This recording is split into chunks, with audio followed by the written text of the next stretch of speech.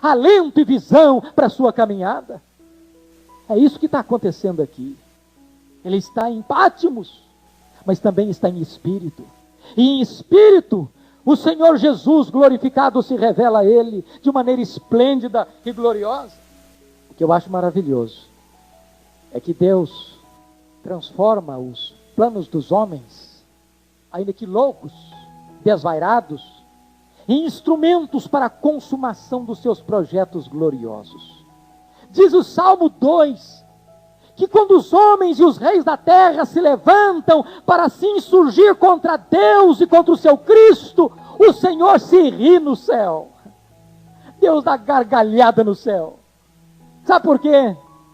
Porque é tolice alguém enfrentar o Todo-Poderoso. É tolice alguém querer deter o braço do Deus onipotente.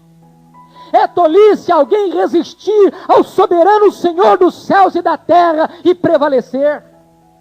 O Império Romano quis amarrar este vetusto apóstolo e lançá-lo no exílio, mas o exílio torna-se a porta do céu. O exílio torna-se o instrumento que Deus vai usar para se revelar de forma gloriosa e o seu plano glorioso à igreja por todos os tempos. Diz a Bíblia que esta revelação João a recebe no dia do Senhor. Achei-me espírito no dia do Senhor. Possivelmente no dia que João estava adorando a Deus. Dia que ele estava celebrando a ressurreição do seu Senhor. O dia que ele estava em comunhão de espírito com aqueles irmãos e companheiros da tribulação que estavam passando por lutas e provas.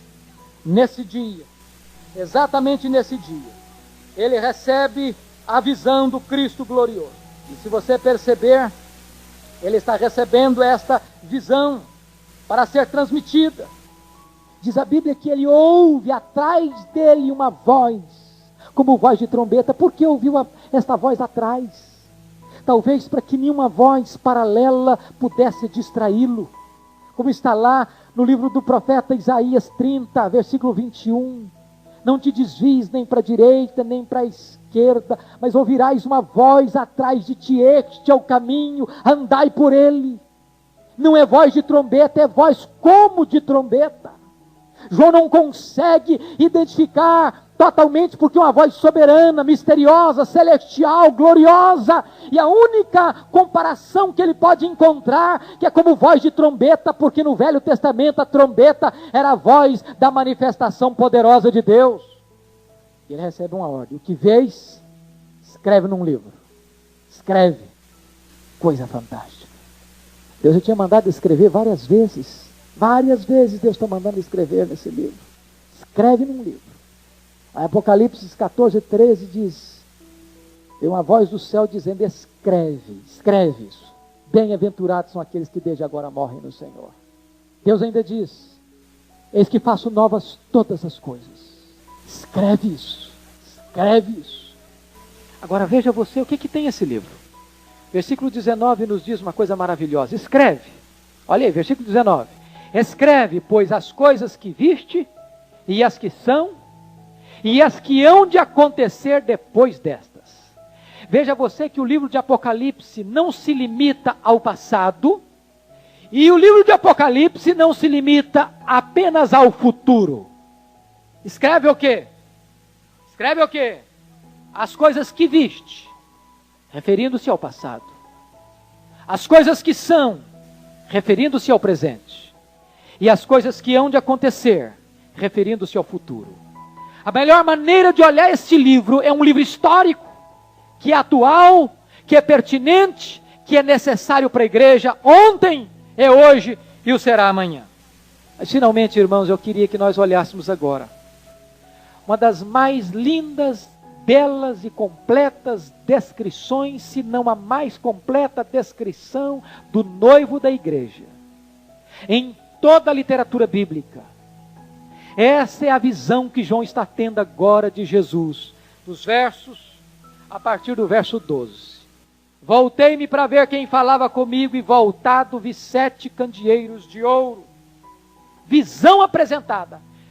Veja você, que quando ele ouve a voz, atrás dele, ele se volta por completo para ver quem falava com ele. E quando ele se volta para ver quem falava com ele, quase que podemos perceber que ele tem um choque, ele leva um susto, porque em vez de ver aquele que falava com ele, ele vê 7 candeeiros de ouro. E o que isso significa? Significa que ninguém pode ver o Cristo glorificado a não ser através da igreja. Esta é uma das verdades mais profundas para os nossos dias, que a igreja é fundamental.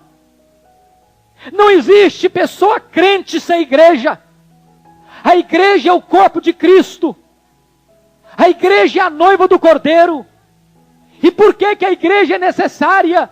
Porque quando ele volta para ver, ele vê 7 castiçais de ouro, 7 lâmpadas, 7 candelabros.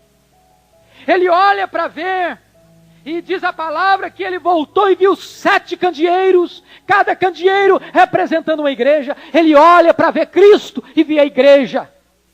O que é a igreja? A igreja é a luz do mundo. Por isso, o símbolo da igreja aqui é um candelabro, é uma tocha, é uma lâmpada. O que é tremendo, irmãos, é que Jesus vai dizer para a igreja de Éfeso, consequentemente para todas as igrejas, que se a igreja deixar de brilhar, se a igreja deixar de ser luzeiro no mundo, o Senhor da igreja é capaz de remover este candeeiro do seu lugar. Olha a responsabilidade da igreja. Está lá no capítulo de número 2, versículo 5. Lembra-te, pois, de onde caíste, arrepende-te, volta à prática das primeiras obras, e se não, vem a ti, e moverei do seu lugar o teu candeeiro, caso não te arrependas. A finalidade da igreja é ser luz no mundo, e se ela apaga essa luz, ela não tem razão de existir e de ser. E as 2 figuras que João usa são 2 figuras análogas: estrelas e candeeiros. O verso 16 diz que ele está segurando na mão direita as 7 estrelas, que são os anjos das 7 igrejas. Estrela existe para brilhar, candeeiro existe para brilhar. Não importa a interpretação que venhamos a dar, o que significa anjos, porque há uma diversidade de entendimento entre os estudiosos da Bíblia, mas talvez o consenso maior é que esses anjos aqui estejam se referindo aos próprios líderes da igreja, aos pastores da igreja. Há outros estudiosos que entendem que seria restringir demais a